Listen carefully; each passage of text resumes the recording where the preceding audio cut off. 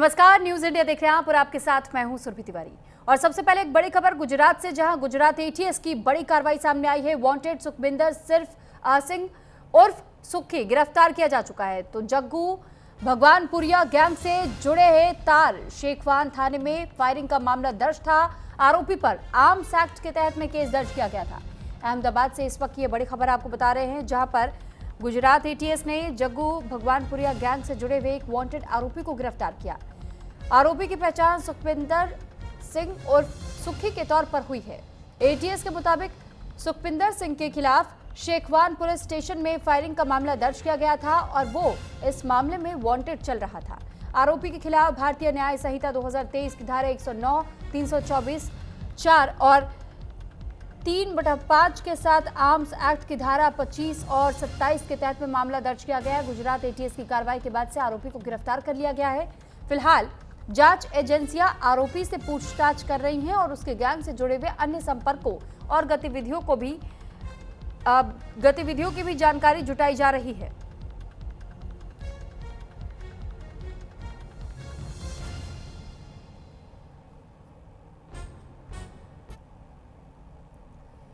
तो वहीं अमेरिका में विदेशी नागरिकों और इंटरनेशनल स्टूडेंट्स के लिए वीजा नियमों में बड़े बदलाव की तैयारी है। आने वाले दिनों में अमेरिकी सरकार बड़ी संख्या में B1, B2 वीजा रद्द करने को लेकर के बड़ा कदम उठा सकती है और खास तौर पर उन लोगों पर नजर है जो कि बिजनेस या टूरिस्ट वीजा पर अमेरिका पहुंचे और बाद में वहीं रहने और नागरिकता के लिए अप्लाई कर रहे हैं।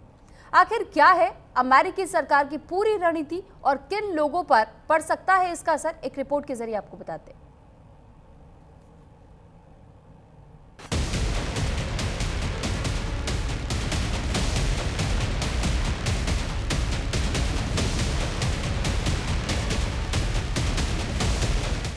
अमेरिका सरकार B1 और B2 वीजा को लेकर जल्द ही अहम फैसले ले सकती है। इसके तहत साल 2016 से 2026 के बीच जारी किए गए B1 और B2 वीजा की जांच की जा सकती है। हालांकि अमेरिकी विदेश विभाग ने अभी संभावित रूप से रद्द किए जाने वाले वीजा की सटीक संख्या की पुष्टि नहीं की है, लेकिन इस मामले को लेकर अधिकारियों का कहना है कि ये प्रक्रिया अलग अलग चरणों में होगी, इसलिए संख्या बदल सकती है। अमेरिका का एक अस्थायी नॉन इमिग्रेंट वीजा है। हर साल एक निर्धारित कोटा और लॉटरी निकाली जाती है। विदेशी पेशेवरों को जॉब पर रखने की अनुमति देता है। आवेदक के पास कम से कम स्नातक की डिग्री होनी चाहिए। अमेरिकी कंपनी की नौकरी का ऑफर लेटर होना चाहिए। आईटी, इंजीनियरिंग और चिकित्सा क्षेत्रों में होता है। वीजा शुरुआत में 3 साल के लिए वैध होता है। इस मामले को लेकर अमेरिकी उप विदेश मंत्री क्रिस्टोफर लैंडो ने बयान जारी करते हुए कहा कि लोग टूरिस्ट या बिजनेस वीजा का इस्तेमाल अमेरिका पहुंचने के लिए करते हैं और फिर वहां रहने के लिए शरण का आवेदन दाखिल करते हैं। सरकार इसी तरह के मामलों पर कार्रवाई की तैयारी कर रही है। अगर किसी व्यक्ति ने अमेरिका में असाइलम के लिए आवेदन किया है और उसका मामला अभी लंबित है, तो केवल B1 या B2 वीजा रद्द होने से उसे तुरंत देश से बाहर नहीं भेजा जाता। हालांकि उसका मूल टूरिस्ट या बिजनेस वीजा वैध नहीं रहेगा और आगे की इमिग्रेशन स्थिति अलग नियमों के तहत तय होगी। अमेरिकी विदेश विभाग के आंकड़ों के मुताबिक पिछले 18 महीनों में करीब 1,75,000 वीजा अलग अलग कारणों से रद्द किए जा चुके हैं। इनमें आपराधिक मामलों से जुड़े लोग, अपराध में दोषी पाए गए लोग और अमेरिकी नीतियों के खिलाफ गतिविधियों या बयानों से जुड़े मामले भी शामिल हैं।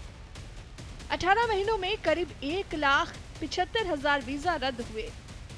B1 वीजा कारोबार और बिजनेस के लिए है। B2 वीजा पर्यटन, मुलाकात और इलाज के लिए है। कई वीजा अपराध आरोपों पर रद्द हुए। अब बात H1B वीजा की। अमेरिका में विदेशी कर्मचारियों, खासकर भारतीय प्रोफेशनल्स के लिए H1B वीजा फीस को लेकर भी बड़ा प्रस्ताव सामने आया है। अमेरिकी सरकार के नए प्रस्ताव के तहत H1B वीजा से जुड़ी फीस करीब 99 लाख रुपए तक पहुंच सकती है। प्रस्ताव के प्रकाशित होने के बाद 30 दिनों तक कंपनियां संगठन और आम लोग अपनी राय दे सकेंगे। इसके बाद साल के अंत तक नई व्यवस्था लागू होने की संभावना है। आपको बता दें कि H-1B वीजा भारतीय IT प्रोफेशनल्स के लिए बेहद अहम है। अमेरिका हर साल करीब 85,000 नए H-1B वीजा मंजूर करता है, जिनमें भारतीय नागरिकों की संख्या सबसे ज्यादा होती है। H-1B वीजा फीस बढ़ाने का नया प्रस्ताव जारी। फीस करीब 99 लाख रुपए तक हो सकती है। नई फीस साल के अंत तक लागू हो सकती है। हर साल 85,000 H-1B आवेदन मंजूर होते हैं। इसी बीच अमेरिका में पढ़ रहे विदेशी छात्रों के लिए भी यूनिवर्सिटीज ने एडवाइजरी जारी की है। कई विश्वविद्यालयों ने F1 और J1 वीजा धारकों को 15 सितंबर से पहले अमेरिका लौटने की सलाह दी है, क्योंकि इसी तारीख से छात्र वीजा से जुड़े नए नियम लागू होने की बात कही जा रही है। हार्वर्ड समेत कई यूनिवर्सिटीज ने छात्रों और शोधकर्ताओं को समय से पहले अमेरिका पहुंचने की सलाह दी है।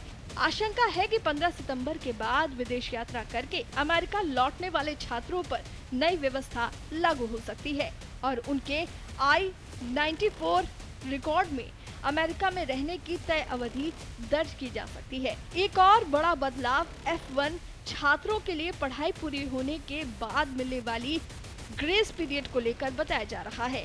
मौजूदा 60 दिनों की अवधि को घटाकर 30 दिन किए जाने का प्रस्ताव चर्चा में है। छात्रों को 15 सितंबर से पहले लौटने को कहा। नए छात्र वीजा नियम 15 सितंबर से लागू होंगे। हार्वर्ड ने F1 और J1 छात्रों को जारी की एडवाइजरी। अमेरिका में मौजूद छात्रों पर लागू नहीं होंगे नियम। बाहर जाकर लौटने वालों पर नए नियम होंगे लागू। पढ़ाई बाद रुकने की अवधि 60 से 30 दिन होगी। अमेरिका में विदेशी नागरिकों, कर्मचारियों और छात्रों के लिए इमिग्रेशन नियम लगातार सख्त होती नजर आ रही हैं। हालांकि B1, B2 visa cancellation, H-1B fees और छात्र वीजा नियमों को लेकर अंतिम स्थिति सरकारी आदेश और नियम लागू होने के बाद ही पूरी तरह स्पष्ट होगी। लेकिन अगर अमेरिका में ये नियम लागू होता है, इस नियम के लागू होने के बाद अमेरिका में रह रहे 2 लाख विदेशियों के वीजा रद्द हो जाएंगे और ये अमेरिका के इतिहास में पहली बार होगा जब एक साथ इतने वीजा कैंसिल कर दिए जाएंगे। ईरान के हॉर्मुज से गुजरने वाले जहाजों से टैक्स वसूली के बाद अमेरिका और ईरान के बीच तनाव बढ़ता जा रहा है। अमेरिका ने ईरान की अर्थव्यवस्था पर शिकंजा कसते हुए उसके विदेशी कारोबार और कमाई से जुड़े क्रिप्टो करेंसी, टेक्नोलॉजी, सोना, एविएशन और शिपिंग को निशाना बनाया। अमेरिका का मकसद ईरान की विदेशी मुद्रा की कमाई और अंतर्राष्ट्रीय कारोबार के उन रास्तों को सीमित करना है जिनके जरिए उसकी अर्थव्यवस्था चल रही है। एक रिपोर्ट आपको दिखाते हैं।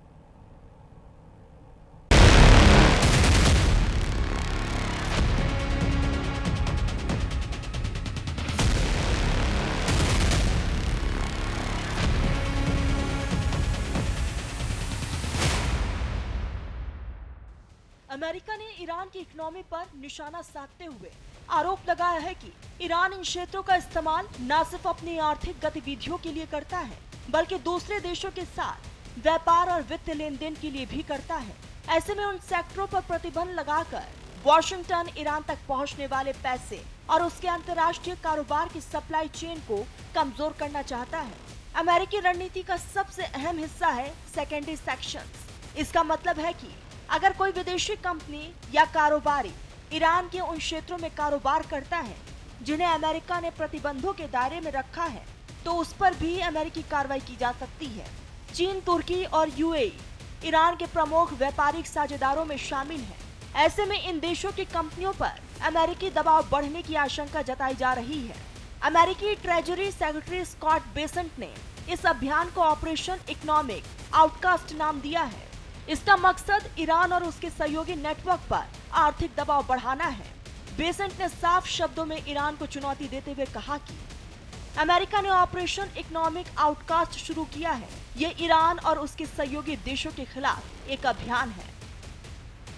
अमेरिका की असली ताकत सिर्फ उसके घरेलू बाजार में नहीं, बल्कि डॉलर और वैश्विक वित्त व्यवस्था में उसकी भूमिका में है। अगर कोई विदेशी कंपनी ईरान के साथ प्रतिबंधित कारोबार करती है तो उसे अमेरिकी वित्तीय संस्थानों और बाजार तक अपनी पहुंच खोने का जोखिम उठाना पड़ सकता है।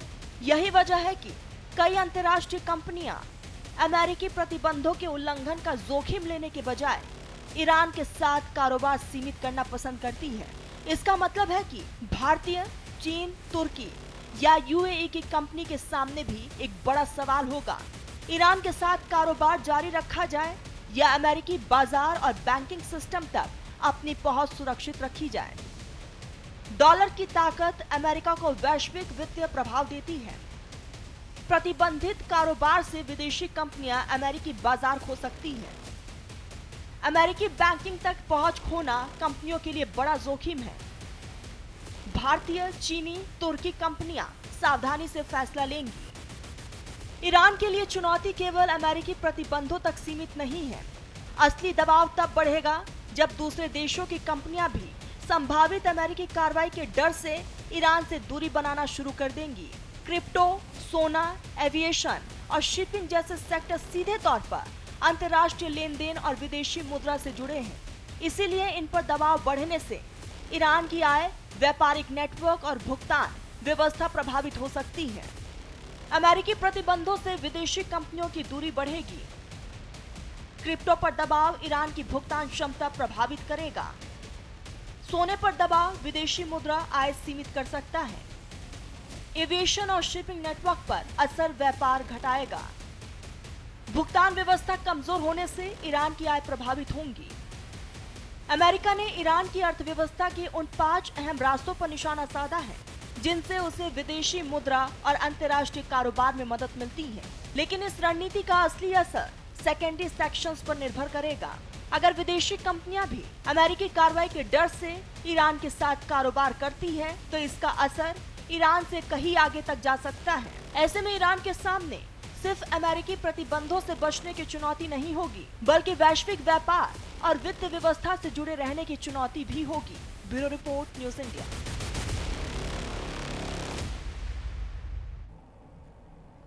देश के कई हिस्सों में मानसून की बारिश ने मुश्किलें बढ़ा दी है। दिल्ली एनसीआर में भारी बारिश के बाद से कई इलाकों में जलभराव और ट्रैफिक जाम की तस्वीरें सामने आई।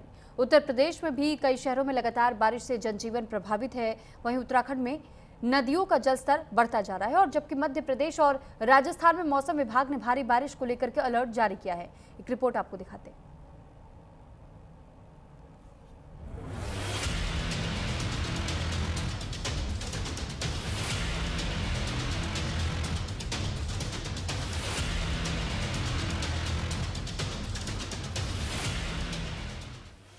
राजधानी दिल्ली में सुबह हुई भारी बारिश के बाद कई इलाकों में पानी भर गया। फिरोज शाह रोड से लेकर सेंट्रल सेक्रेटेरिएट मेट्रो स्टेशन तक जलभराव की तस्वीरें सामने आई। किशनगंज अंडरपास में भी बारिश का पानी जमा हो गया, जिससे लोगों को आवाजाही में परेशानियों का सामना करना पड़ा। दिल्ली से सटे गुरुग्राम में भी भारी बारिश ने ट्रैफिक की रफ्तार पर ब्रेक लगा दिया। NH 48 के नरसिंहपुर इलाके में लंबा जाम लगा। वहीं सिकंदरपुर घोसी इलाके में जलभराव के चलते लोगों को मुश्किलों का सामना करना पड़ा। उत्तर प्रदेश में मंगलवार सुबह से वाराणसी, अयोध्या, झांसी, जौनपुर और गाजीपुर समेत करीब 15 शहरों में बारिश का दौर जारी है। काशी में लगातार बारिश हो रही है। बारिश के चलते कई सड़कें तालाब में तब्दील हो गई हैं। हापुड़ के गढ़मुक्तेश्वर में पहाड़ों पर लगातार बारिश के बाद गंगा का जल स्तर बढ़ गया है। खादर इलाके के कई गांवों तक पानी पहुंच रहा है। शेरावाली, कृष्णवाली, मढ़ैया में हालात बेहद चिंताजनक हैं, जहां एक परिवार 2 से 2.5 फीट पानी के बीच रहने को मजबूर है। प्रशासन संवेदनशील इलाकों पर नजर बनाए हुए है। आजमगढ़ रेलवे स्टेशन पर बारिश ने यात्री सुविधाओं की मुश्किलें बढ़ा दी हैं। प्लेटफॉर्म नंबर 2 पर छत और पंखों से पानी टपकता रहा। वहीं ड्रेनेज पाइप फटने के बाद गंदा पानी प्लेटफॉर्म पर फैल गया। बारिश से बचाने के लिए लगाया गया टीन शेड भी यात्रियों को राहत नहीं दे पाया। वाराणसी में हुई झमाझम बारिश ने नगर निगम की तैयारियों की पोल खोल के रख दी। बारिश के बाद शहर के कई इलाकों में जलभराव की स्थिति उत्पन्न हो गई।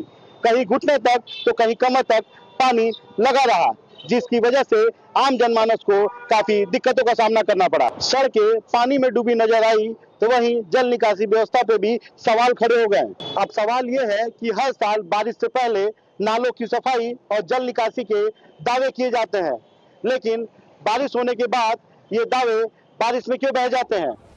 उत्तराखंड के 6 जिलों में देर रात से रुक-रुक कर बारिश हो रही है और मौसम विभाग ने कई जिलों के लिए येलो अलर्ट जारी किया है। लगातार बारिश के चलते नदियों का जलस्तर बढ़ गया है। चमोली और रुद्रप्रयाग में अलकनंदा और मंदाकिनी नदियां खतरे के निशान के करीब पहुंच गई हैं। देहरादून में तमसा नदी भी उफान पर है। प्रशासन ने संवेदनशील इलाकों में निगरानी बढ़ा दी है और लोगों से सतर्क रहने की अपील की है।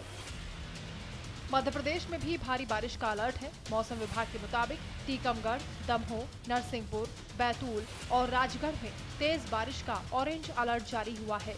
ऐसे में निचले इलाकों में जलभराव और नदी नालों के जलस्तर बढ़ने का खतरा बना हुआ है। राजस्थान में आज 17 जिलों में तेज बारिश का येलो अलर्ट है। जयपुर और कोटा समेत कई जिलों में सुबह से बारिश का सिलसिला जारी है। प्रशासन की तरफ से संवेदनशील इलाकों में आपदा प्रबंधन टीमें तैनात की गई हैं। दिल्ली एनसीआर से लेकर यूपी, उत्तराखंड, मध्य प्रदेश और राजस्थान तक बारिश ने जनजीवन पर असर डाला है। कहीं सड़कें जलमग्न हैं, कहीं ट्रैफिक थम गया है, कहीं नदियां खतरे के निशान के करीब पहुंच गई हैं। मौसम विभाग की चेतावनी को देखते हुए प्रशासन ने लोगों से सतर्क रहने की अपील की है। तो वहीं इस बीच एक और बड़ी खबर भी आपको बता दी कि अयोध्या में संतों की बैठक बुलाई गई और इस बैठक में जोरदार हंगामा हो गया। पुलिस एलआईयू की मौजूदगी के बाद से बैठक में हंगामा हुआ। चढ़ावा चोरी केस की सीबीआई जांच की मांग की जा रही थी। जिस दौरान ये बैठक चल रही थी उसी दौरान संतों की ओर से इस बैठक में कई मुद्दों को लेकर के चर्चा की गई, लेकिन फिर अचानक हंगामे की शुरुआत हो गई। 1 लाख संतों के साथ आंदोलन करेंगे, ये कंप्यूटर बाबा की ओर से ऐलान किया गया। अयोध्या स्थित राम मंदिर चढ़ावे के कथित विवाद को लेकर के संत समाज की बैठक में मंगलवार को उस समय हंगामा हुआ जब बैठक स्थल पर अयोध्या पुलिस और इंटेलिजेंस के जवान पहुंच गए। संतों ने आरोप लगाया कि उन्हें राम मंदिर चढ़ावे के कथित विवाद पर बैठक और चर्चा करने से रोका गया। बैठक स्थल से मीडिया कर्मियों को बाहर किए जाने को लेकर भी संतों और पुलिस के बीच तनातनी की स्थिति बनी। पुलिस और एलआईयू की तैनाती में संतों के बीच नाराजगी और बढ़ गई, जिसके बाद कंप्यूटर बाबा की अध्यक्षता में हुई बैठक में संतों ने राम मंदिर चढ़ावे की कथित घोटाले की उच्च स्तरीय जांच के साथ सीबीआई जांच की मांग उठाई है। संतों ने चंपत राय, डॉक्टर अनिल मिश्रा और गोपाल राव के खिलाफ कार्रवाई की मांग की। संतों का यह आरोप है कि एसआईटी की जांच में छोटे आरोपियों पर कार्रवाई की गई, जबकि बड़े लोगों को बचा लिया गया। हालांकि इन आरोपों की स्वतंत्रता पुष्टि नहीं की जा सकती है।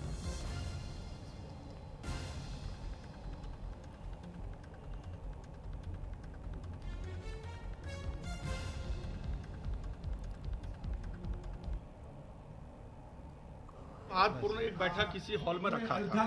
प्रशासन से बात भी उन्हें बताया कि इसके पहले में भी राम मंदिर चंदा चोरी पर दिल्ली में प्रदर्शन किया। आप सीपी साहब से बात कीजिए। सीपी साहब ने धन्यवाद दिया गया। ऐसा प्रदर्शन मैंने अपने जीवन में नहीं देखा। शांतिपूर्ण प्रदर्शन, पीएमओ में बुला करके ज्ञापन लिया गया। और आज यह अयोध्या की धरती, चक्रवर्ती सम्राट दशरथ की धरती, मर्यादा पुरुषोत्तम राम की धरती, जो संतों की धरती है, जहाँ दशरथ जी राम जी चरण धो करके चरणामृत पीते थे संतों की। हम तो मिलने आए हैं और यहाँ तक चोरी की बात जो आप कही जा रही है उसके निष्पक्ष जांच होनी चाहिए। माननीय जो ज्ञापन बार बार अयोध्या में आकर के कहे हैं कि दूध के दूध, पानी के पानी हो, तो वही होना चाहिए। चंदा चोरी हुई है, जो अयोध्या की गरिमा महिमा दांव पर लगी है, वैश्विक स्तर पर अयोध्या की बदनामी हुई है, इसका कोई निराकरण नहीं हुआ, इसका कोई वो नहीं हुआ, इसका कम से कम समाधान होना चाहिए। हमारा अपना मानना है कि भारत सरकार अथवा उत्तर प्रदेश सरकार को के द्वारा क्लीन चिट या एसआईटी जांच का कोई मतलब नहीं है। ट्रस्ट बनाने का आदेश माननीय सर्वोच्च न्यायालय ने दिया था और ट्रस्ट भारत सरकार के निर्देश पर बना है, इसलिए सरकारों द्वारा एसआईटी कुछ नहीं कर सकती। सबसे बात हो रही थी चंपत राय पर, आप कैसे आरोप लगा सकते हैं? चंपत राय पहले एफआईआर होना चाहिए कि 79 लाख रुपया किस आधार पर उसने जो रिकवरी किया, वो तो एफआईआर आपने किया नहीं। क्यों नहीं एफआईआर? कौन कह रहा था आरोप लगा रहे थे? सीओ साहब से कल हमारी बात हो रही थी, वो बोले आपके पास प्रमाण है। हम कोई प्रशासन है, हम तो सीबीआई जांच की मांग कर रहे हैं कि दूध और दूध का पानी हो। यहाँ पर समय समय पर सत्संग और चर्चाएं होती रही हैं। मैं समझता हूँ कि स्वस्थ लोकतंत्र की यही पहचान है कि आज अगर संत यहाँ बैठना चाहते थे तो इनको बैठने दिया जाता। अभी चर्चा करते, शांतिपूर्ण तरीके से अपना जो भी अपना ये प्रस्ताव पास करते, जो दर्शन करते, उनको करने देना चाहिए, मुझे ऐसा लगता है। और रोक कर ये तानाशाही है, निश्चित तौर पर ये भगवा का, सनातन का अपमान है। नहीं, ये परमिशन का प्रश्न ही उठता। ये तो हमारी ड्यूटी है कि हम इन्फॉर्मेशन देते हैं। परमिशन की क्या जरूरत है, क्योंकि ये जो है ये हम लोगों ने आज जो है ज्ञापन सौंप रहे थे। हमारी संगोष्ठी थी, हम संत समाज बैठ के चर्चा करते, परंतु जिस ढंग से ये जो कार्य हुआ है कि चंदा चोरों को बचाया जा रहा है, मुझे लगता है जिला प्रशासन भी संलग्न है, इसीलिए चोरी हो रही है। चोर जो चोरी का माल है वो ना पकड़ा जाए, उसके लिए प्रशासन पूरे तरीके से लगी है। देख रहे हैं आप, ये सब बंद कर दिया। हम लोग गेट पे आपको बता पा रहे हैं, मतलब चौकीदार जो है वो चोरी कर रहा है। हम बोले भी ना, हम संत हम बोले ना, मंदिर की तरफ बोलेंगे नहीं। हमारे एक तरफ भगवान है जिसके यहाँ चोरी है और एक तरफ जो है चोर है। धर्मनगरी अयोध्या की जब से चंदा चोरी के मामले हुए, एसआईटी की टीम का गठन हुआ, उसके बाद में कई सारे लोग पकड़े गए। जब एसआईटी की टीम की रिपोर्ट आई, उसके बाद में जब ट्रस्टियों को क्लीन चिट दी गई, उसके बाद में जो अयोध्या के साधु संत से, जो बाहर के साधु संत थे, वो आज अयोध्या में आए, बड़ी बैठक करने वाले थे। इन चंदा चोरों को लेकर के एक बड़ी बैठक करने वाले थे। हमारी मौजूदगी उस गेस्ट हाउस में ही है जहां पर इस समय बैठक अभी चल रही है। देखिए हमारे पीछे तस्वीरों में कहेंगे, हमारे कैमरामैन से दिखाएं, उन तस्वीरों को दिखाएं कि देखिए अंदर में बैठक जो है वो चल रही है और यहाँ पे जो संत हैं उनको बैठक करने नहीं दिया जा रहा था। जो यहाँ की प्रशासन है वो लगातार उनको रोक रही थी कि बैठक जो है वो ना करने पाए। मगर एक कमरे से छोटे, ये देखिए मैं दिखाऊंगा, इस हॉल को दिखाऊंगा। देखिए ये हॉल में पहले बैठक होनी थी, मगर इस बैठक को कैंसिल कर दिया गया। और सुरक्षा की बात करें तो देखिए बाहर जितने हैं सुरक्षाकर्मी, जो पुलिसकर्मी है, वो लगातार आ गए हैं इस बैठक को रोकने के लिए। और देखिए संतों में खासा नाराजगी है। बाहर से जो संत आए हैं उनको कहीं ना कहीं बाहर ही रोक दिया जा रहा है। और अगर बात करें, हमारी मौजूदगी इस समय कारसेवकपुरम के बगल में ही है, बगल का गेस्ट हाउस है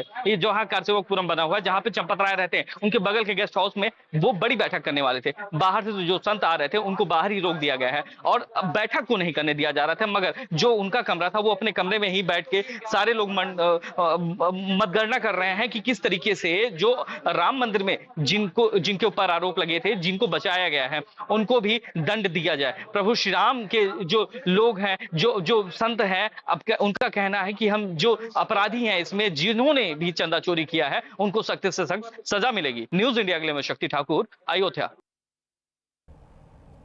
इसी के साथ फिलहाल इस बुलेटिन में इतना ही। नमस्कार।